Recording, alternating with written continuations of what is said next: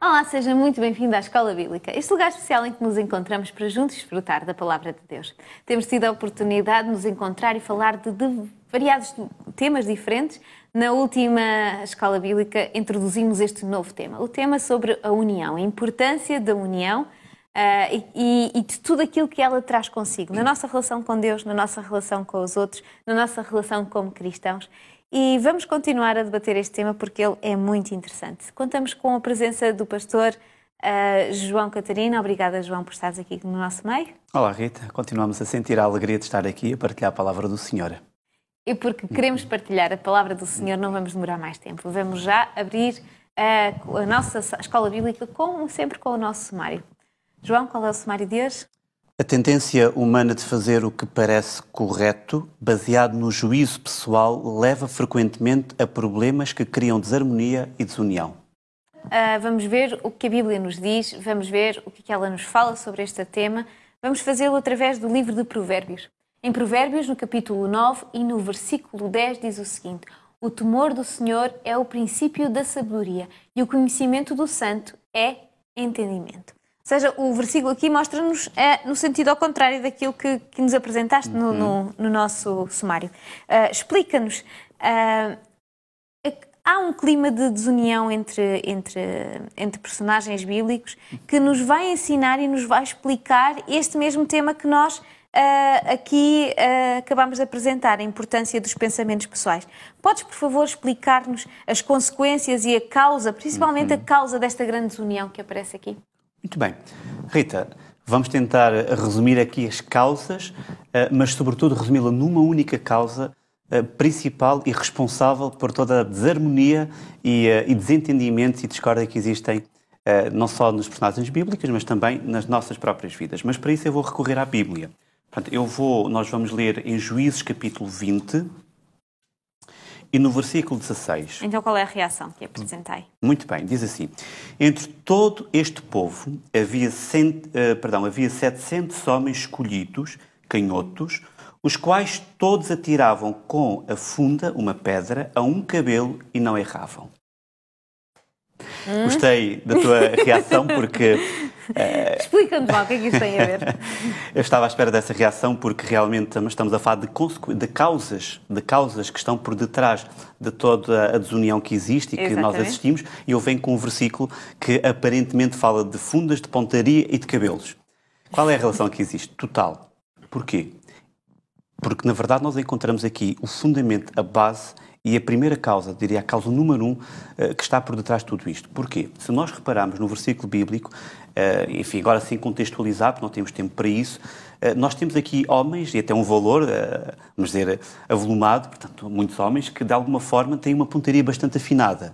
Diz o texto bíblico que eles têm uma funda na mão e que, a uma certa distância, eles lançam uma pedra com essa funda e eles são a pontaria é tão afinada que eles conseguem acertar num fio de cabelo. Na verdade, não diz acertar, diz que eles não erravam. Não erravam. Ora, o que é que isto tem a ver, então, com as causas? Tem tudo a ver, porque a palavra errar aqui, ela vai ser encontrada ao longo de todo o Antigo Testamento. Porquê? Okay. A palavra errar no hebraico, errar, é a mesma palavra para pecar. Ou seja, na verdade, errar é pecar.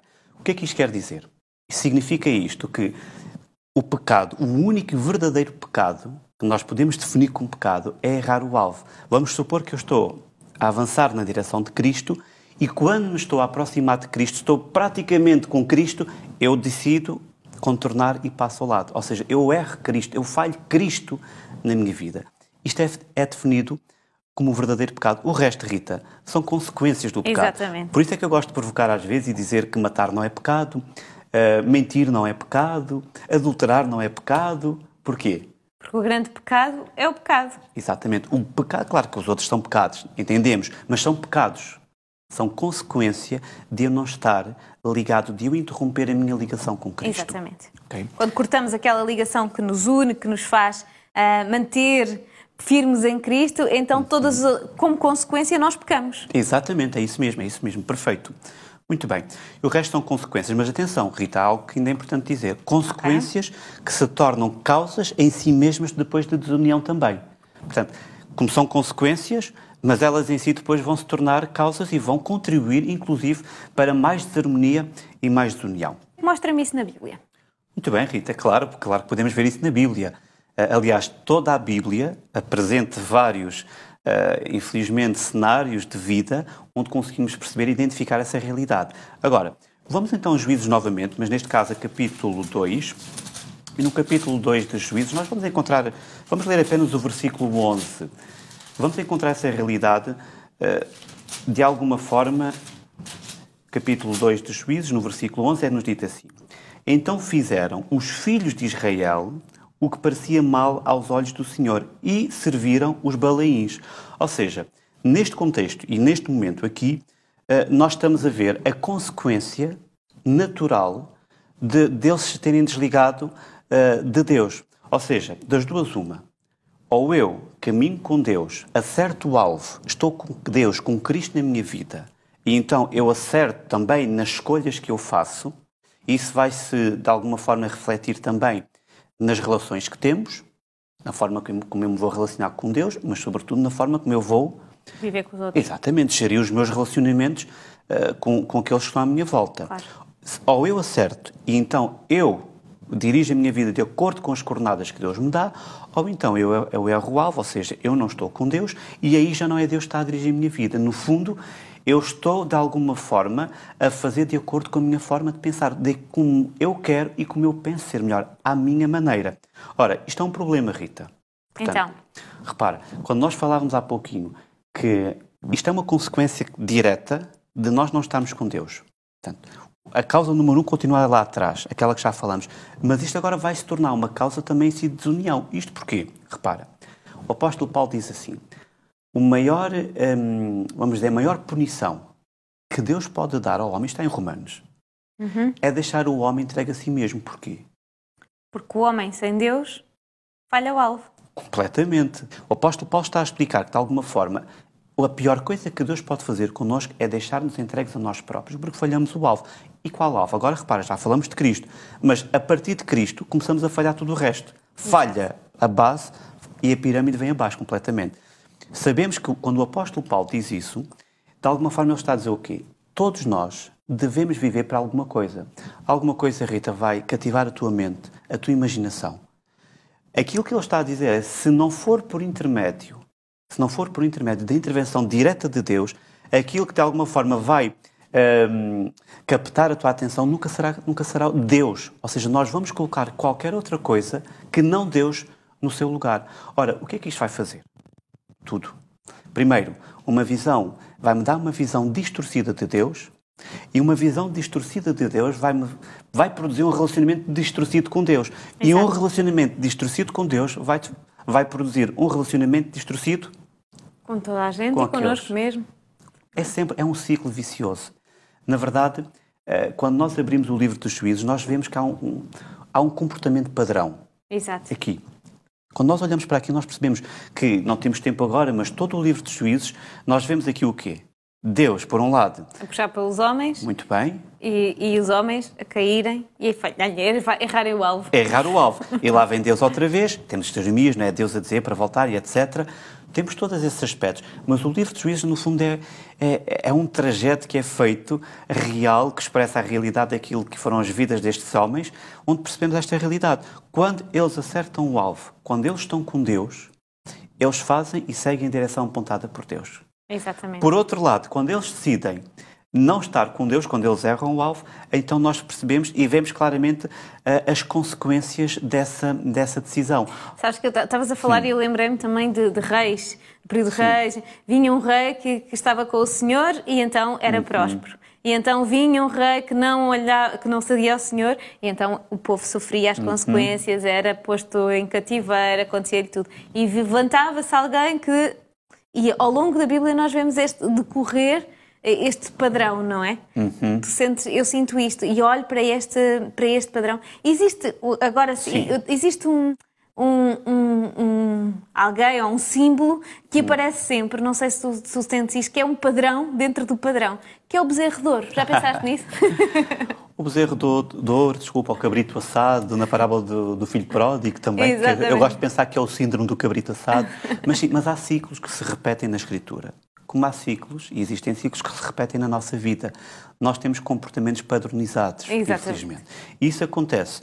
Agora, é interessante tocares nesse aspecto do bezerro de ouro, porque é mais uma das passagens que, de alguma forma, nos mostram esta realidade, mas também levantam o ponto do véu e nos permite ver como é que podemos ultrapassar esta dificuldade. Ora, quando nós estamos e chegamos àquele momento em que Deus convida Moisés a subir ao Monte Sinai, e o povo fica em baixo. Portanto, Moisés sobe, o povo fica em baixo com Arão. Exatamente. E nesse momento, Deus está a preparar os 10 mandamentos, ou as 10 palavras de vida, como queiramos, e o povo espera 40 dias, e durante 40 dias do céu recebem apenas silêncio. Só que para aquele povo que está habituado, a sua identidade depende daquilo que faziam, eram escravos, não é? Estar 40 dias sem fazer nada é muito tempo. Exato. E quando não fazemos nada, às vezes queremos fazer alguma coisa e normalmente fazemos o que não é certo, não é? E eles vão construir o bezerro de ouro. É verdade que quando o fazem, e nós estamos a falar de cor, mas está em Êxodo capítulo 32, versículo 3, versículo 4, nós sabemos que a partir desse momento que ali alguma coisa acontece, Rita. Naquele momento o que está a acontecer é, mais uma vez, nós percebermos que substituir, quando nós falhamos o alvo, quando nós erramos Deus, quando nós substituímos Deus por alguma coisa, tudo o resto vai derrapar. E nós vemos o que acontece a seguir. A derrapagem que houve, as consequências que existiram, aquilo que instabilizou-se, as relações humanas por causa de um bezerro de ouro. Agora, há um aspecto que é importante para nós. Quando nós olhamos para esse momento e para essa passagem bíblica, nós pensamos assim, Moisés subiu e Arão desceu. Eu gosto de pensar que eles representam, Arão ficou, não subiu. Tínhamos Moisés na montanha, no Monte Sinai, e Arão ficou em baixo. Eu gosto de pensar que esses dois homens representam duas partes de nós, Rita. Aquela parte que sobe à montanha e que de alguma forma quer ficar ali e que quer esperar pela resposta de Deus. Que quer de alguma forma restabelecer uma ligação com Deus real e estável, harmoniosa. Essa é a parte de Moisés. Moisés representa essa parte de nós. Por outro lado, Moisés representa aquela parte de nós... Sim, Arão, obrigado. Representa aquela parte de nós que não consegue esperar, que é impaciente de alguma forma, que tende a preencher os tempos de resposta de Deus com as suas próprias ações. Portanto, temos aqui dois homens, duas partes de nós e que de alguma forma ajudam-nos a perceber que a grande consequência de nós falharmos o alvo, depois vai se transformar, inclusive, numa causa de desunião. Ou seja, falhamos Deus, inventamos bezerros de ouro e a partir daí as coisas tendem a piorar e a degradar-se também à nossa volta. É porque o bezerro em si não era mau se não tivesse sido contra tudo aquilo que Deus tinha ensinado. E às vezes o homem, quando pensa pela sua cabeça, até se esquece que existe um Deus que é vivo. É isso mesmo. Mas nós aqui temos estado durante este bocadinho a conversar e só nos focámos no Antigo Testamento, já reparaste? A minha pergunta é, e no Novo Testamento? Muito bem. Bom, é uma realidade transversal, Rita. Gostaria de dizer que no Novo Testamento as personagens bíblicas viveram felizes para sempre. Exatamente. E que agora o padrão mudou. O ciclo é repetitivo. Só mudará no momento em que Cristo voltar a esta terra. Okay. Essa será uma lição, uma aula bíblica, com certeza que será explorada mais adiante, mas para já no Novo Testamento sim encontramos também situações de dificuldade. Por exemplo, em 1 Coríntios, no capítulo 1, logo, eu sei que nós sabemos de cor, e no versículo 10, nós encontramos aqui o apóstolo Paulo a dirigir-se a esta igreja e a recordar, no fundo, até a rogar, quando ele diz: rogo-vos, porém, irmãos, pelo nome do nosso Senhor Jesus Cristo, que digais todos uma mesma coisa e que não haja entre vós dissensões, antes sejais unidos em um mesmo sentido e também em um mesmo parecer. Ou seja, Rita, a desarmonia, a instabilidade nas relações. Sabes, quando há pessoas, existe um potencial enorme, não é? Aliás, nós conseguimos entrar em conflito com uma só pessoa, com nós próprios. Exatamente. Portanto, não precisamos de dois. Mas quando estamos agregados, vários, então aí o potencial aumenta. Às vezes até exponencialmente. Podemos dizer desta forma.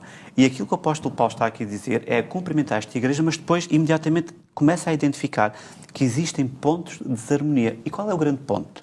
Exato. Qual é a razão? Qual é a razão de desarmonia que nós encontramos aqui? Versículo 13. Está Cristo dividido? Perguntou o apóstolo Paulo. Foi Paulo crucificado por vós? Então qual era a razão?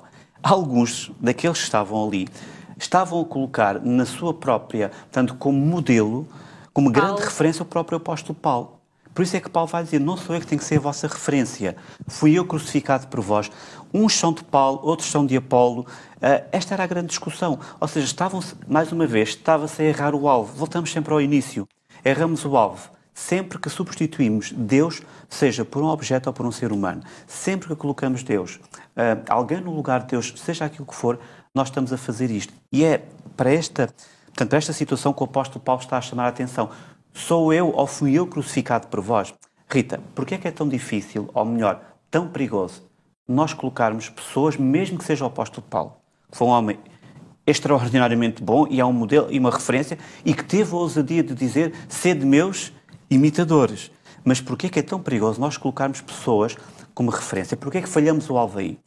Porque essas pessoas também falham o alvo, não? Mas completamente. Senão Cristo não teria que vir à Terra. Exatamente. Não é? Cristo não teria vindo se elas fossem perfeitas no sentido de impecabilidade. Exatamente. Não precisávamos mais de Cristo. Agora, se nós olharmos para Mateus, para aquela pergunta de Pedro, Pedro foi um grande líder. Exatamente. Queria focar-me em Pedro porque há aqui um exemplo extraordinário.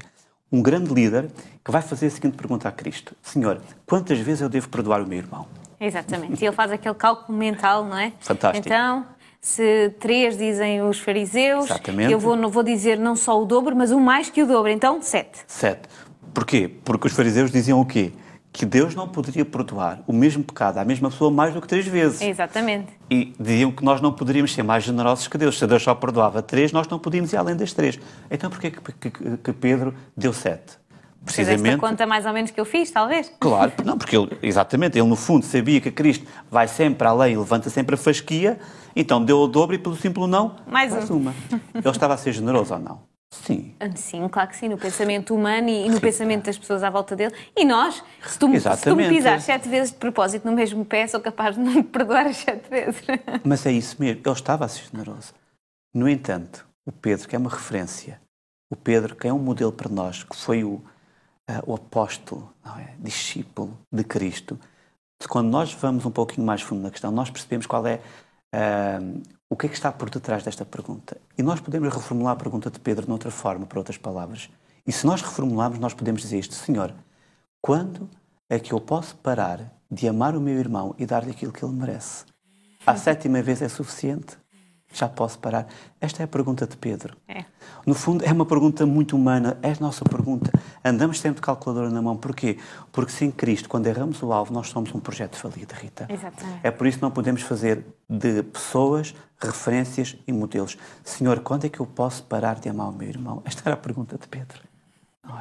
E o Senhor dá-lhe uma resposta que ele não estava à espera, mas que é aquela resposta que o Senhor tem ao nosso lado. Se nós não falharmos o alvo, chegamos lá. Se queremos restabelecer as ligações harmoniosas e ter relacionamentos significativos, então temos que integrar a resposta de Cristo prática e de forma funcional na nossa vida.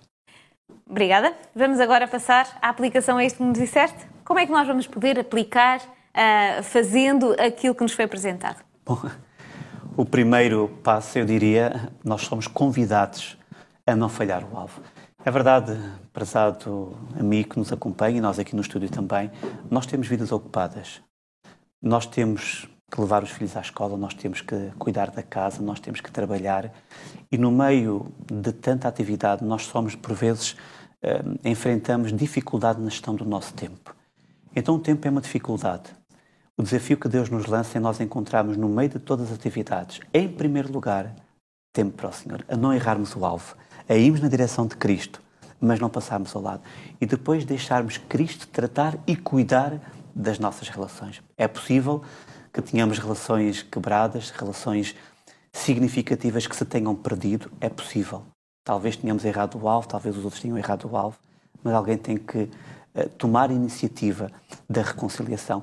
Então o desafio é este, que nós possamos estar com Cristo Jesus diariamente e permitir que Ele cuide, que Ele exerça o seu poder terapêutico na nossa vida e nas nossas relações também.